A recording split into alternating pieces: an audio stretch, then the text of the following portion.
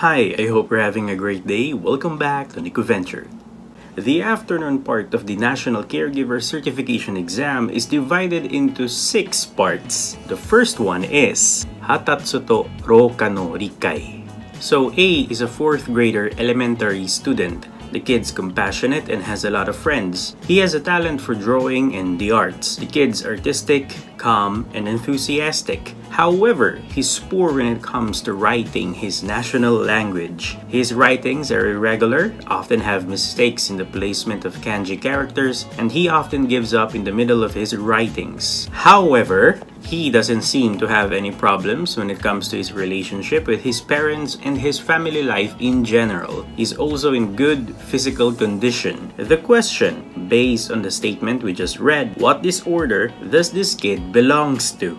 Choice number 1 is 自閉症スペクトラム障害, or in English, autism spectrum disorder. Number 2 is 愛着障害, or attachment disorder. Number 3 is 注意欠陥多動性障害, or ADHD. Number 4 is 学習障害, or learning disability. And number 5 is 知的障害, or intellectual disability. First, as you may have observed by now, all of the choices have this kanji on them. This can sometimes be written as this, and this can mean an obstacle, a difficulty, or in this case, shougai means a handicap, a disability, impairment, or a disorder. Generally, this means that there is either an obstacle to something or something is lacking. Jiheisho in Jiheisho Spectrum Shougai describes the characteristic difficulty of building relationships with people. Children with this disorder, children with autism that is, often self-close themselves in a way. They have difficulties in social interaction and communication and often want to be alone. In effect, closing themselves from other people. Our kid A is compassionate and has a lot of friends. So,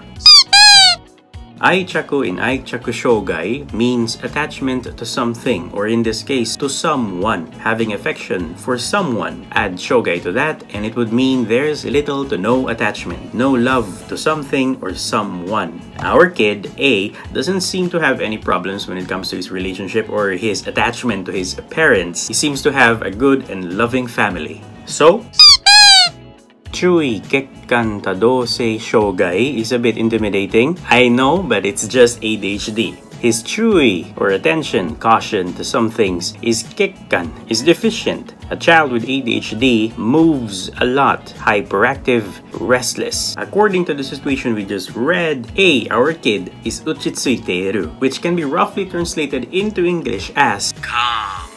Gakushu means learning. Add shougai to it and it would mean something is lacking in a child's learning capability. However, the characteristic of gakushu shougai is that the shougai in a child's learning capability is only present in a specific area of learning. The key word here is specific. A child with gakushu shougai may excel in writing and math but may be poor in reading only. Another child may excel into reading and writing but may be inferior in mathematics, only mathematics. Our kid is having trouble writing the Japanese language script. It's not stated in the situation that he has problems reading it, it's just that he is poor in writing it. With that alone, we can confidently guess that the answer is number 4. Now, why not number 5, Chiteki Shougai? Surely, writing has something to do with Chiteki or the intellect. That's absolutely right. However, in Chiteki Shougai or intellectual disability, there's a significant decline in all intellectual functions, not just writing, but also reading and mathematics and the like. An example of Chiteki Shougai or intellectual disability is Down syndrome. Another English translation for Chiteki Shougai is mental retardation. Our kid, A, is neither Down syndrome nor mentally retarded. Mondai 75. You like that, huh? You like that? I don't like it. Well, here's another one. こ高齢者のテントに関する次の記述のうち正しいものを一つ選びなさい。So basically, we are to choose the correct statement concerning falls associated with the elderly. Choice number 1 states that the reason for a need for care service is because of bone fracture secondary to falls. This sounds plausible since people with bone fractures due to falls would need care assistance or care services for their daily activities to varying degrees. However, according to a national survey done here in Japan last 2019, the reason why Japanese people want care services or services from a caregiver is not fall or falls, but dementia, or in Japanese, 認知症. Choice number 2 is the correct one, but let me just skip this one here for later. Number 3 states that the most common area where the fracture occurs is the ankle, or in Japanese, ashikubi. Now, to know why this answer is incorrect, let's try to imagine a person, an old person, falling.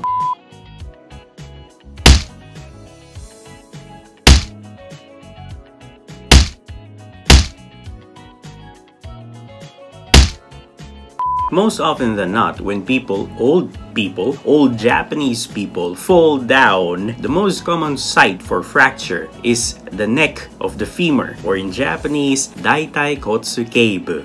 Number 4 claims that the most common area in the house where old people fall is in the bathroom. That would make a lot of sense for sure, because the bathroom, even in a Japanese house, is one of the slipperiest area inside a house.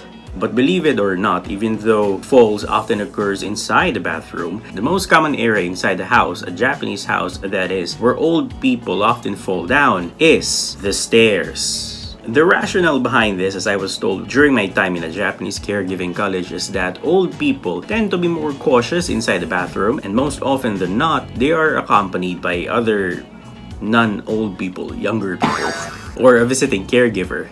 However, old people tend to go up and down the stairs unsupervised, and their weak legs tend to give up on them, resulting to an accident. What? Number 5 is just pure nonsense. An elderly who fell recently in one way or another would have serious effect on their physical strength, and as a result has a high tendency to fall once again. Now let's go back to number 2. Medicines have a wide range of side effects, but it mainly depends on the kind of medicine being administered. Some medicines being administered to the elderly in a caregiving facility here have a side effect that may cause dizziness or drowsiness, which may cause the elderly to lose their balance and fall. 認知症の理解. In this question, we are asked, what's the next most common type of dementia after the dementia of Alzheimer's type? Before we go straight to the correct answer, let's go ahead and define the types of dementia listed in the choices below. First, we have the Kekkansei Ninchishou, or in English, this type of ninchishou is caused by stroke, or no-sotchu, which in turn can be classified into 4 types: no-kosoku, or cerebral infarction, a stroke caused by a blockage to a blood vessel which supplies oxygenated blood to the brain; no-shukketsu, or cerebral hemorrhage, stroke caused by bleeding to a blood vessel in the brain; kumo-makuka shukketsu, or subarachnoid hemorrhage, bleeding which occurs in the subarachnoid space where branches of the arteries and veins of the brain are located. Lastly, the ikkasei no kyoketsu hossa, the TIA, or the transient ischemic attack, a type of stroke caused by a brief blockage of a blood vessel. This stroke typically lasts only a few minutes. The next type of ninchishou is the Zento Sokoto Gata Ninchishou, or in English, this type of ninchishou is thought to be caused by traumatic brain injury in the frontal and temporal lobes of the brain. Then we also have the Kongo Gata Ninchishou, or this type of ninchishou is a mix of 2 or more types of ninchishou. Wow! Just imagine you had a stroke and then it caused dementia, but you also have Alzheimer's disease, which also causes dementia. Then after that, you are in an accident which causes traumatic brain injury, causing dementia. Dementia times 3. Then we also have the Rebi Shotai Gata Ninchishou, or in English, This type of ninchishou is caused by the abnormal buildup of rebi shotai, or Lewy bodies, clumps of proteins in a person's brain. Now, why would these bodies of Lewy, whoever Lewy is, builds up in our brain? Wakaranai desu. Ato de kite kuru ne.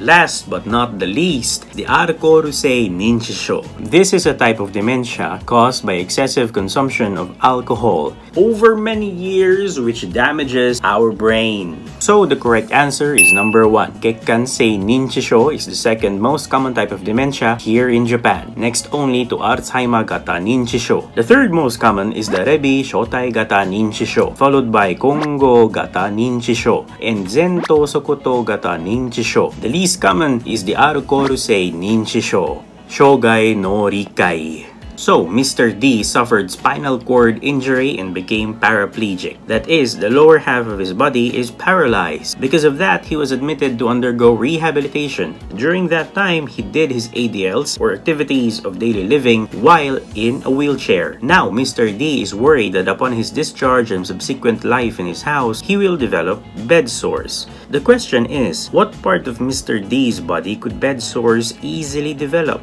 Before we proceed to the answers, let me share with you the 4 types of paralysis in Japanese. Sige na, pus lang man ang discuss na tadiri, di ba?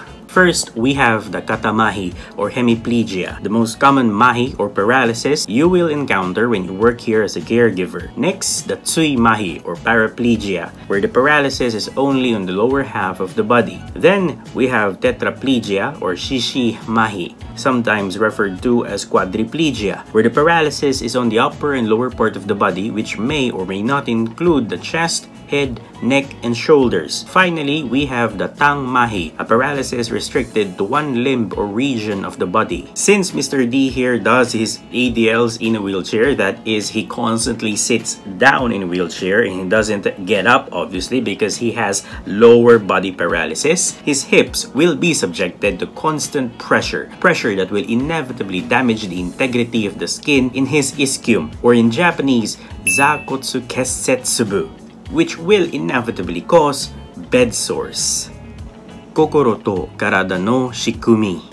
So, Miss G, 83 years of age with normal cognitive function, has been going out by herself using a cane. However, lately, she doesn't go out as much as before. When asked about her reason, she said that whenever she coughs or sneezes, her urinary bladder disengages its urinary content. As such event is frequent, she seldom leaves her home. The question, what type of urinary incontinence, or in Japanese, nyo shikkin, does Miss G have? It is important to remember that she has these bouts of nyo shikkin or urinary incontinence whenever she sneezes or coughs. Kinosei nyo shikkin or functional incontinence occurs when an elderly's bladder is working normally. No problem, nothing unusual at all. But maybe due to ninchishou or mahi, the elderly either forgets to go to the toilet or cannot relay to the caregiver that she needs to go to the toilet. As a result, she inevitably relieves herself in her current spot. Miss G's cognitive function is normal and she doesn't have any physical disabilities as well. Itsuryu-sei nyo shikkin or overflow incontinence is when an elderly cannot fully disengage all the contents of her bladder. The bladder becomes too full and as a result, the elderly leak or dribble urine. Seppakusei nyo shikkin or urge incontinence occurs when the bladder suddenly contracts. However, since it is sudden, the elderly cannot hold back, causing some leakage. Neither bladder overflow nor the sudden urge to urinate were indicated on Miss G's current circumstance. Hansha-sei nyo shikkin or reflex urinary incontinence is somewhat similar to seppakusei nyo shikkin, where the bladder suddenly contracts when it shouldn't. However, where the seppakusei nyo shikkin gives the elderly the urge to urinate, hansha-sei nyo shikkin doesn't. The bladder just contracts and releases releases urine without the elderly noticing it. The elderly doesn't feel any urge to urinate. It's just that the bladder voluntarily or involuntarily contracts and the urine blah blah blah blah blah blah blah blah blah. Miss G can certainly notice the disengagement or the contraction of her bladder. Lastly, the fukuatsuse nyo shikken or stress urinary incontinence, which occurs during moments of physical activity that increases the abdominal pressure, such as laughing, exercise, coughing, and sneezing. 医療的ケア.